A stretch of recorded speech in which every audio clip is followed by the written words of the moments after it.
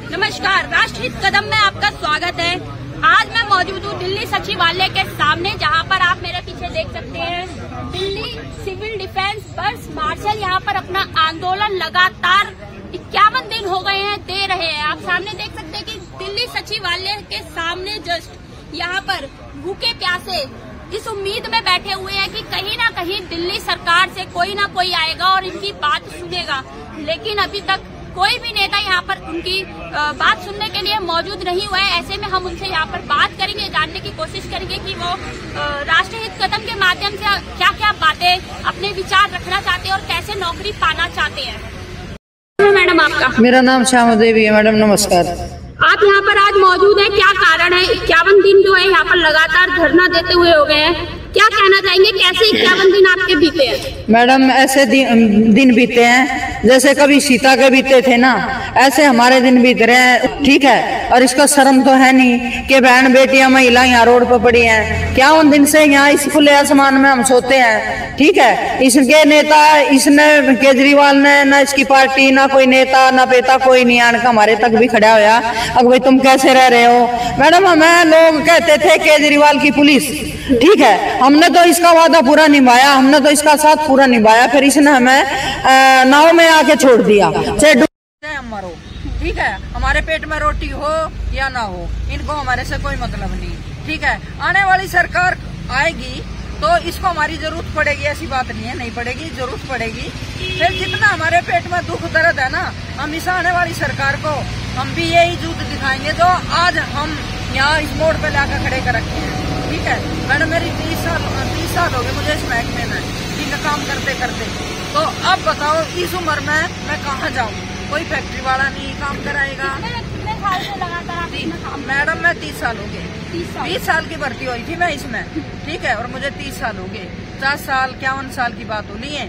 तो इसको ये शर्म नहीं आती? अब इस मजदार में छोड़ दिया इन लोगों को, कहाँ जाएंगे ये? ठीक है, अब मैं ये सोचती हूँ, ये इन्होंने ये हमारी होमगार्ड की कह रहे हैं, होमगार्ड की निकाली थी। अब इस उम्र में हम फिजिकल कर लेंगे या हम ये 12वीं पास कर दिया, हम 10वीं पास हैं। ठीक है, तो अब ये पेपर पढ़ लेंगे? इनको, इस सरकार को ये शर्म आनी चाहिए। क्या भाई तुमने, कोई तो सरकार रोटी देती है, ये हमारे से मुंह से रोटी छीन रहा है। आपके जो साथ में कुछ बस मार्शल थे जिनकी मृत्यु भी हो गई है, उनका परिवार का गुजार बसार भी चलना मुश्किल हो गया आज के समय में, तो क्या लगता है कि दिल्ली सरकार कब आपकी सुनेगी? क्या चाहती है वो? मैडम आपको पता है कि इसमें सैलरी कितनी है, इससे हमारा घर का रोटी रोटी चल रहा है, वही बहुत है। अब जिसकी जो कमाने वाला ही था वही नहीं रहा, तो उसका घर परिवार कैसे चल रहा होगा? आप खुद ही समझते हो। अब मैं मैडम की बात को लेके चलती हूँ। मैडम ने भी ये बताया कि हमारे को यूँ कहा गया है कि 10,000 मार्शलों को होमगार्ड में डालना चाहते हैं। ठीक है, हमारे को होमगार्ड में आप डाल दीजिए, लेकिन आप जो हमारे से पहले जो इतने बड़े बड़े अधिकारी बैठे हैं, जिसको कहते हैं IPS अफसर, जो हमारी रिन्यूअल भर्ती करके जो हमारे को यहाँ इस कगार पे लाकर खड़ा करा है, आज उनसे कहोगे क्या वो दोबारा से ट्रेनिंग करके दोबारा से आप आएंगे? तो आज ये हमारे से कह रहे हैं कि आप दोबारा ट्रेनिंग करें, दोबारा फिजिकल करें, दोबारा रिटर्न करें। जो हमने 20 साल पहले करा है वो आज आप कर लोगे? आज तो बंदे को ये नहीं पता होता कि सुबह क्या खाया, शाम को क्या खाया है। तो आप हमारे से इतनी उम्मीद रख सकते हैं कि हम दोबारा फिजिकल देने लायक हैं? अब आप बताइए, आप क्या कहना चाहेंगे कि अगर फिजिकल पास नहीं हो रहा है, जो सरकार है वो भी अपनी जिद पर अड़ी हुई है, एक तरफ आप अपनी जिद पर अड़े हुए हैं कि हमारे को जो है बिना फिजिकल, बिना पेपर दिए हमारे को भर्ती किया जाए। दूसरी तरफ अगर सरकार का भी देखा जाए तो सरकार भी अपनी जिद पर है, उन्होंने एक सर्कुलर भी जनरेट कर दिया है। तो क्या लगता है कैसे अब वापस नौकरी पे आने की आपकी संभावना है? मैम ये है कि सरकार को ही झुकना पड़ेगा, क्योंकि जिस टाइम हमें सरकार ने लगाया था, हमारी उस टाइम उम्र थी सबकी, तो उस टाइम अगर ये फिजिकल वगैरह उसमें रखते, सिविल डिफेंस में भी रख सकते थे, कोई वो नहीं था उसमें। आप उसमें भी मतलब की है, हमने बेसिक भी करवाई है, बच्चे बेसिक पास करके जब इसमें भर्ती हुए। तो अगर इन्हें सरकार के जो अधिकारी थे वो उस टाइम पे इसमें रख देते ये चीजें, जो अब होमगार्ड में, जबकि होमगार्ड में जब इतना नहीं था, 10वीं पास लेते थे, इतना फिजिकल भी नहीं था, बट अब उन्होंने कि पता कि सिविल डिफेंस के उसमें भर्ती नहीं हो सकती, ये भी धोखा कर रहे, छल कर रही है सरकार। जैसे हमें सिविल डिफेंस में छल किया ना सरकार ने, एकदम हमें निकाल दिया।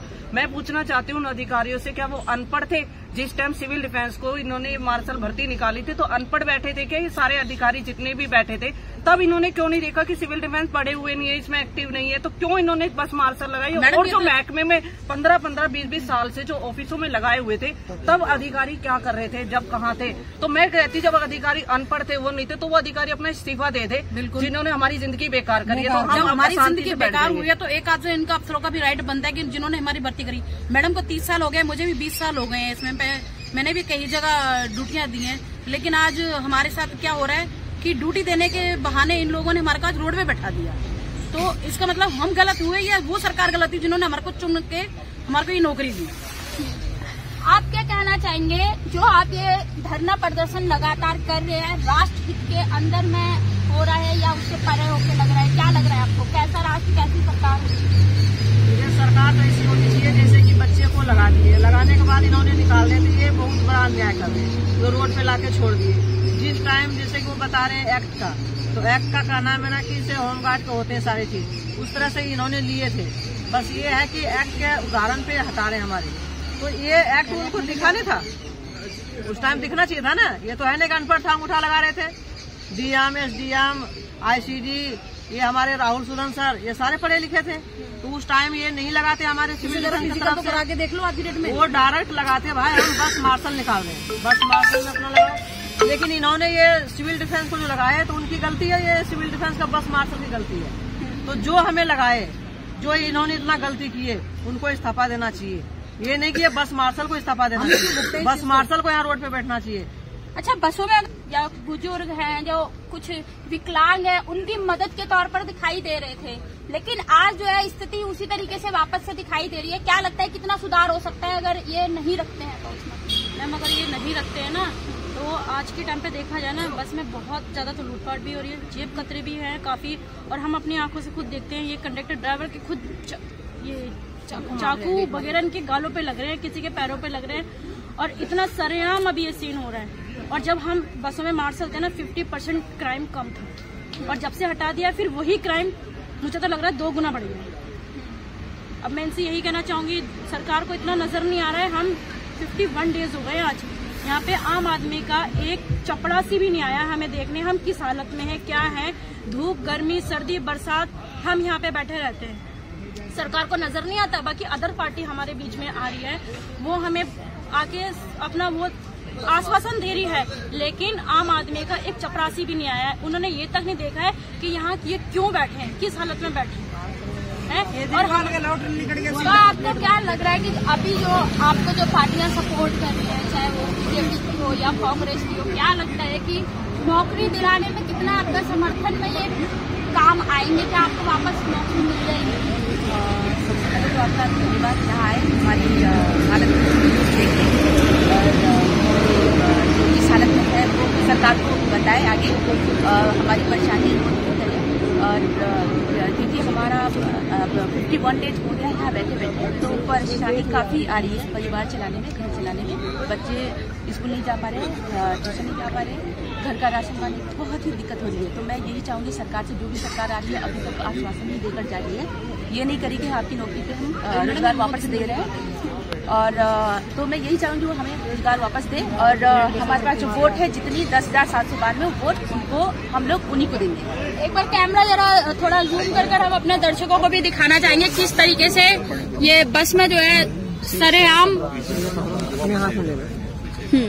एक बार दिखाएंगे इस पर कि किस तरीके से सरेआम यहाँ पर बस के अंदर गुंडागर्दी चल रही है, ब्लेड चाकू मारा जा रहा है, चाकू मारा जा रहा है ड्राइवर के। तो कहीं ना कहीं अगर देखा जाए, तारीख की बात है। आप क्या कहेंगे, कितने दिन से यहाँ पर लगातार आप आ रहे हैं? आज हमें यहाँ पे 51 दिन हो गए यहाँ पर 24 घंटे धरना देते हुए, और उसके बाद सरकार जाग नहीं रही है। सरकार के जितने हमारे मंत्री है, विधायक है, सबको हम ज्ञापन सौंप चुके हैं, उसके बाद भी सरकार अभी तक हमारे पास आ नहीं पा रही है।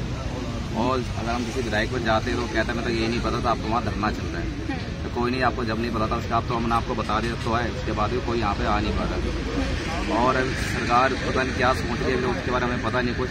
और जब तक धीरे धीरे जो है अब सर्दियाँ भी बढ़ रही है, जो माहौल है वो जो मौसम है उसमें भी बदलाव होता दिखाई दे रहा है, माहौल में भी बदलाव होगा क्योंकि 2024 भी आ रहा है, चुनाव भी आएंगे। जैसे अब जो सिविल डिफेंस मार्शलों की जो तादाद है वो भी कम होती नजर आ रही है कहीं ना कहीं पर। तो क्या लगता है आपको कि कितना आपका मनोबल बढ़ाने की जरूरत है उनको, या सरकार जो है इंतजार कर रही है कि आप अपने घर वापस चले जाए? मैडम ऐसा है, घर परिवार भी चलाना, मार्शल से इसलिए कम हो रहे हैं, मगर एक्चुअली क्या है कि गाँव में बड़ा कोई प्रोग्राम करना होता है, प्रदर्शन दिखाना पड़ता है, जब हमारे सभी मार्शल्स छुट्टी लेकर के आते हैं। अब जॉब भी करनी है, घर परिवार भी चलाना है। अगर यहीं सारे बैठे रहेंगे तो घर परिवार कौन चलाएगा? इसको देख करके हमने शेड्यूल बना रखे हैं कि जैसे कहीं हमें ज्यादा शक्ति प्रदर्शन करना है तो उसके हिसाब से हम बुलाते हैं, प्रोग्रामिंग के हिसाब से बुलाते हैं। जिस तरीके से आंदोलन कर रहे हैं, क्या लग रहा है राष्ट्र हित में हो रहा है, ये राष्ट्र से परे हो रहा है? मैडम राष्ट्र हित में हो रहा है ये तो किस तरीके से समझते हैं कि भाई सरकार को क्या क्या नियम कानून बनाने चाहिए कि जिससे तुम्हारे को वापस से रोजगार मिल सके? देखो, गवर्नमेंट अभी एमसीडी में भी लगभग इन्होंने 10,000 6,000 कुछ नौकरी निकाली थी, तो उनमें दे दो। अगर ये कहते हैं कि भाई हम इलाइजिबल नहीं है, तो कौन कहता है इलाइजिबल नहीं है हमको? क्योंकि देखो, मेरा तो मानना ये है कि बहुत बंदे ऐसे हैं जो ग्रेजुएट भी हैं, पढ़े लिखे हैं, और एमसीडी में रही बात, ये कहते हैं कि एमसीडी में पोस्ट वाइज के हिसाब से जिस तरह भाई पढ़ा लिखा है उसके हिसाब से, जिस तरह हम 10,792 अब इन्होंने होमगार्ड में भी निकाल रखी है, एमसीडी में भी 6,000 कुछ निकाल रखी है। तो उसमें इन दोनों डिपार्टमेंट में ऐसी जैसे स्टडी के हिसाब से ऐसे उठा के एसपीएस दे दो, उसमें भी तो मतलब कहीं ना कहीं आप चाहते तो हैं हम कि टीटीसी ना तो किसी और किसी भी भाग में आपको मिल जाए। हमारा बस एक ही मुद्दा हमारा रोजगार का, जैसे हमारा रोजगार चाहिए, किसी भी डिपार्टमेंट में हमें रोजगार दिया जाए। ठीक है, अगर ये कहते हैं कि भाई पढ़े लिखे नहीं है, चलो मैं मानता हूँ कि पढ़े लिखे नहीं है, और जैसे सफाई कर्मचारी है 8वीं पास से लगभग कर्मचारी में लग जाएगा, तो कुछ बंदों को उसमें दे दो, जैसे इन्होंने हटाया वैसे उठा के दे दो, लिस्ट वाइज योग्यता के हिसाब से दे दो उनको। हम ये थोड़ी ना कह रहे हैं कि भाई हमें यही पोस्ट चाहिए या वही पोस्ट चाहिए, हमें तो रोजगार से मतलब है। जैसे रोजगार हमारा चल रहा था वैसे रोजगार चाहिए हमें। तो आज आपको ये रोजगार मांगते मांगते यहाँ पर सचिवालय के सामने 51 दिन हो गए हैं, लगातार अभी भी सरकार की कोई सुनवाई नहीं हो रही है। आगे के लिए क्या योजना बना रखी है, कैसे किससे मिलने की योजना बना रखी है जिससे कि जिनके माध्यम से सरकार तक आपकी बात पहुंच जाए? ऐसा है मैडम, अभी रोज चल रही है प्लानिंग, और जब तक सरकार जब तक यहाँ नहीं आ जाएगी या रोजगार हमारा नहीं दे देगी, हम यहाँ से नहीं लेंगे। हमारा एक ही मुद्दा है बस। मैम, मैं ये कहना चाहूँगी, अगर जो हम धरना यहाँ पे रखे हैं तो सरकार हमारे पास खुद आए, क्योंकि हम इतने पब्लिक है, हम कहाँ जाएंगे उनके पास? हमें अलाउड भी नहीं करते अंदर जाने को। तो मैम, सरकार से हम उम्मीद लगाए बैठे हैं कि हमारा जो रोजगार है वो हमें वापस दे दे, ताकि हम घर अपना चला सकें। बच्चे हैं छोटे छोटे, उनको भी परवरिश कर सके, अच्छे स्कूल में दाखिला करा सके। कोई बात नहीं, वो हमारा रोजगार नहीं 2024 में बता दें। आप अपने घर में 7 लाख का जो भी है पर्दा लगा रहे हो, 9 लाख का पर्दा लगा रहे हो, तो हमारी भी तो देखो। अगर जो आप यही जो आप पर्दे लगा रहे हो 9 लाख 7 लाख की एक पर्दा हो रहा है आपके, अगर जो ये एक पब्लिक मतलब एक बेरोजगार को अगर जो आप ये हेल्प कर रहे हो, तो मतलब उसका कुछ तो होगा सहारा। जो हमारा भत्ता बन रहा है वो हमें दो, मतलब आप अपना देख रहे हो, हमें भी तो देखो। कहते हैं कि एक जो मतलब जो सीएम हो या जो देश का अपने राज्य का जो मतलब मुखिया होता है, घर के मुखिया जो होते हैं वो सबको देखते हैं, तो इनको भी चाहिए कि ये हमें देखें। अभी कहते हैं कि सरकार पब्लिक से है, सरकार से हम नहीं है, तो इनको तो सोचना चाहिए ना अपने बारे में। अगर जो हम पब्लिक का हेल्प करते हैं और मार्शलों को इन्होंने हटाया है, तो मार्शलों को लगाएं हम दोबारा।